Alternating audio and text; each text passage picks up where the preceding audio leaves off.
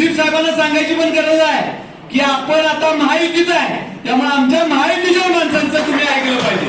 त्या जुनी मैत्री तित्री काय असेल ते आता सगळं विसरून जावा, सगळं विसरा.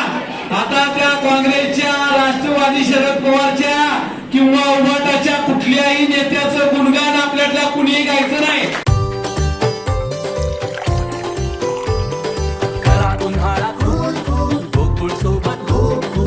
गोकुळ सोबत गोकुल तिथं सुद्धा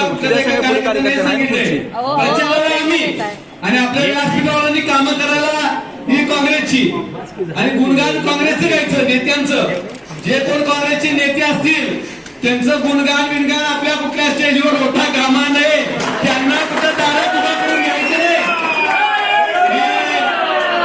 काल आम्ही दादांच्यावर चर्चा करताना सुद्धा हे म्हटलो की विरोध आहे तर विरोध आहे, त्यांच्यावर बोलायची काही गरज नाही. राजकारणात आपण म्हणतोय आज समोर आलं गेलं ठीक आहे, पण ऑफिसमध्ये घेऊन बसून त्यांची बोलून त्यांची कामं करण्याची काही गरज नाही. विरोध आहेत ते आपले विरोधकच आहेत. त्यामुळं आपल्याला खासदार साहेब, माडिक साहेब, मला तुम्हाला देखील या ठिकाणी हे सांगायचं आहे की आपण आता भाजप, राष्ट्रवादी अजित पवारांची आणि आपली शिंदेची शिवसेना, आता या जिल्ह्याच्या पालकमंत्री मुश्रीफ साहेबांना सांगायची पण गरज आहे की आपण आता महायुतीत आहे, त्यामुळे आमच्या महायुतीच्या माणसांचं तुम्ही ऐकलं पाहिजे. त्या जुनी मैत्री तित्री काय असेल ते आता सगळं विसरून जावा, सगळं विसरा. कारण आम्ही रक्ताचं बाजी करतोय. सगळं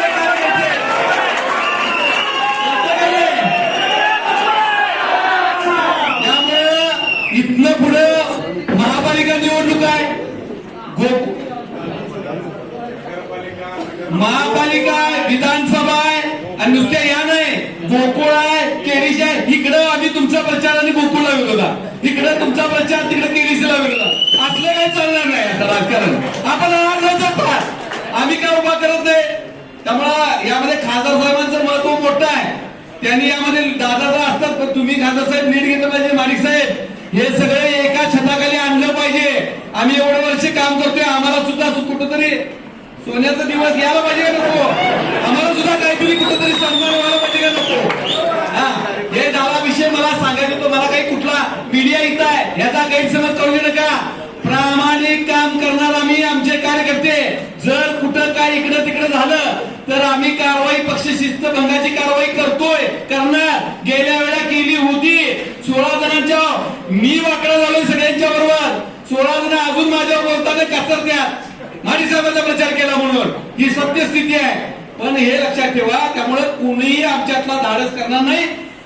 चांगल्या लीडने तुम्हाला निवडून आणणार म्हणजे आणणार. आताच्या बाबतीमध्ये आम्हाला साहजिक वाटत होतं की एक मतदारसंघ आम्हाला मिळावा. आता काय नाही वाटणार, दोन्ही लोकसभेमध्ये शेवट एक मतदारसंघ भाजपला मिळावा ही आमची इच्छा होती. पण शेवट केंद्रीय नेतृत्व, राज्याच्या नेतृत्वाने जो निर्णय करेल तो पक्षाचा आदेश सर आखो पर असं म्हणणारे आम्ही कार्यकर्ते आहे आणि ज्या पद्धतीने आम्ही काम करणार आहे. पण आज तशी वेळ नाही, पण कशी वेळ कधी येणार? मी एक 30 वर्ष काम करणारा कार्यकर्ता आहे. तुम्ही स्वतः खासदार साहेब तुम्ही सांगावं, 5 वर्षात कुठलंच काम आम्ही तुमच्याकडे घेऊन आलेलो नाही, किंवा किंबहुना तुमच्या माणसांच्या कामच कुठे झालेलं नाही. शेखर मंडलिक असतील, मी वारंवार सांगतोय, साधे पीए आपल्याशी नीट बोलत नाही. इथं खासदार साहेब दुसरे पण आहेत की त्यांचं दत्तावेज आहेत, किती फोन कधी मिस कॉल होत नाही. तसा शेखर हे असं होता का नाही? ग बसणारा मी नाही, ग बसणार काय जे आम्ही करणार आहे, प्रामाणिक प्रचार करणार आहे. माझं काही या ठिकाणी तक्रार नाही, पण कार्यकर्त्याचा सन्मान झाला पाहिजे. 5 वर्षामध्ये पुढच्या आमच्या पक्षाच्या कार्यकर्त्यांची कामही झाली पाहिजे. जे पण आपले सहकारी आहेत, खासदार साहेब तुमचा स्वभाव चांगला आहे, पण नुसतं काय पुतळा सोन्याचा सुद्धा नाही, कान पितळाचं असता कामाने तुम्ही लक्ष दिलं पाहिजे. आमचे फोन अटेंड केले पाहिजेत, आमची कामं कार्यकर्त्यांची झाली पाहिजे. पदाधिकारी त्या दुर्लक्ष होते तर कार्यकर्त्यांचं काम ना. त्यामुळे आता आपल्याला ह्या गोष्टी बोलणे आवश्यक आहे. आणि त्याबरोबर आपण तुमचा प्रचार केला, तुमच्या पुढचे 5 वर्ष आम्ही आपल्याबरोबर राहणार आहे. पण आता आपला खरा विरोधी पक्ष कुठला आहे? हा काँग्रेस आहे. पहिल्यापासून तिकडेच आपल्या विरोधात आहे. आता त्या काँग्रेसच्या, राष्ट्रवादी शरद पवारच्या किंवा उभाटाच्या कुठल्याही नेत्याचं गुणगान आपल्यातल्या कुणीही गायचं नाही, तुमच्याकडे कुणी गायचं नाही. म्हणजे